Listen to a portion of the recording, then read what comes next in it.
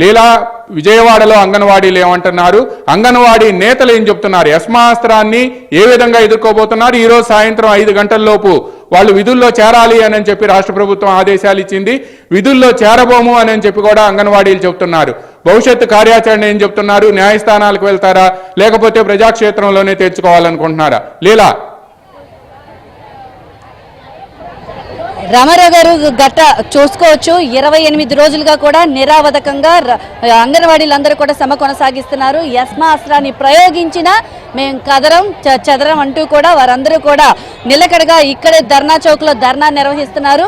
ఈ అస్త్రాన్ని ప్రయోగించినప్పటికీ మేము ఇలాంటి అస్త్రాలు ఎన్నో చూసాము, మాకు ఇలాంటివి ఏమీ కొత్త కాదు అంటున్నారు.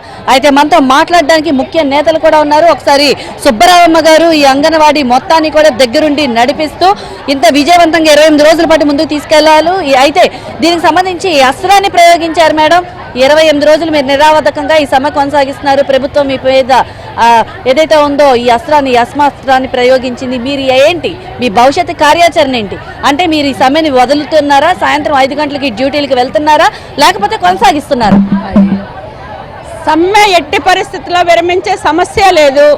ప్రభుత్వం ఎన్ని బెదిరింపులు అదిరింపులు చేసినా అంగన్వాడీలు భయపడరు అని చెప్పేసి ముఖ్యమంత్రి గారు తెలుసుకోవాలి. ఒకసారి అంగన్వాడీ ఉద్యమ చరిత్ర కూడా తెలుసుకుంటే మంచిది అని చెప్పేసి మేము చెప్పదలుచుకున్నాం. మా సమ్మె ప్రారంభమైన వెంటనే ఇప్పటికి ఇది 4వ అస్త్రం.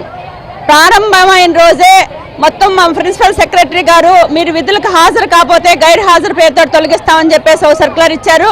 దాన్ని మేము చెత్త బుట్టలో వేసేసాం. మొన్న కలెక్టర్లు గారు 5వ తారీఖు లోపు మీరు విధుల్లో తీసుకోకపోతే శాఖాపరమైన చర్యలు తీసుకుంటా ఉన్నారు. దాన్ని కూడా అంగన్వాడీలు ఎవరు పట్టించుకోలేదు. ఇప్పుడు చివరిగా యస్మా అస్త్రం ప్రయోగించారు. మేము ఈరోజు ఈ ప్రభుత్వానికి ఎవరు ఇలాంటి చెత్త సలహాలు ఇస్తున్నారో మాకు అర్థం కావట్లేదు. ఈరోజు యస్మా చట్టం అనేది అంగన్వాడీలకి వర్తించదు అని చెప్పేసి చట్టంలో చెప్తా ఉన్నారు. యస్మా అనేది అత్యవసర సర్వీసులకు ఉపయోగించేది. అది పాలో, మంచినీళ్ళు, మందులో, లేకపోతే కరెంటో ఇలాంటి వాటికి వర్తిస్తుంది. కానీ ఇప్పుడు కొత్తగా ఆహారాన్ని కూడా యస్మా చట్టంలో తీసుకొచ్చి 28 రోజుల నుంచి అంగన్వాడీలు సమ్మె చేస్తున్నారు కాబట్టి మేము దీన్ని అమలు చేస్తాము అంటున్నారు. మరి 28 రోజుల దాకా ఏం గుడ్డి గుర్రానికి పళ్ళు తోమారని చెప్పేసి మేము అడుగుతా ఉన్నాం. ఇప్పటిదాకా ఎందుకు మా సమస్య పరిష్కారం చేయలేదని చెప్పేసి అడుగుతా ఉన్నాం. ఈరోజు ఆహారం అనేది పేదలు, గర్భిణీలు, బాలింతలకే కాదు అంగన్వాడీలకి పౌష్టికాహారం అవసరం లేదా అని చెప్పేసి అడుగుతా ఉన్నాం. మేమేం అడుగుతున్నాం, 4 సంవత్సరాల నుంచి విసికి వేసారిపోయింది. అయ్యా మేము ఇచ్చే 7,000 రూపాయలు హెల్పర్కి, వర్కర్కి 11,500 రూపాయలు ఇస్తా ఉన్నారు. ఇది సరిపోవట్లేదు.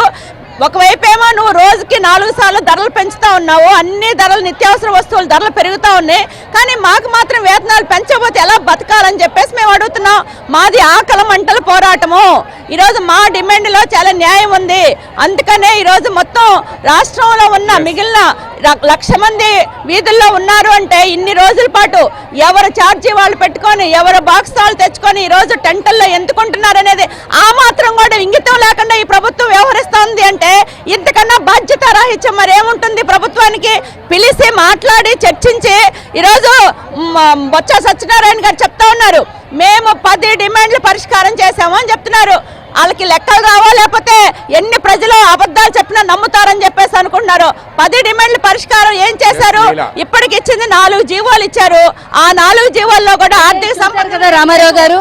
ఏదైతే ఉందో ఇక్కడైతే పరిస్థితి ఒకటే కనిపిస్తుంది.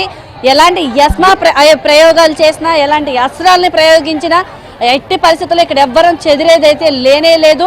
ఇది సమ్మె కొనసాగుతూనే ఉంటుంది. 28 రోజులు కాదు, ప్రభుత్వం దిగొచ్చే వరకు కూడా ఈ సమ్మె కొనసాగింది. ఇది ఎన్ని రోజులైనా పర్లా. గతంలో క్రిస్మస్ రోడ్డు మీద చేసుకున్నారు, అలాగే న్యూ ఇయర్ రోడ్డు మీద చేసుకున్నారు. సంక్రాంతి, భోగి మంటలు కూడా ఇక్కడ రోడ్ల మీద టెంటుల దగ్గరే వేస్తామని చెప్తున్నారు. ఓవరాల్గా అయితే మాత్రం అంగన్వాడీలందరూ కూడా ముక్త కంఠంతో ఏదైతే ఉందో వారి న్యాయమైన డిమాండ్లు పరిష్కరించాలి.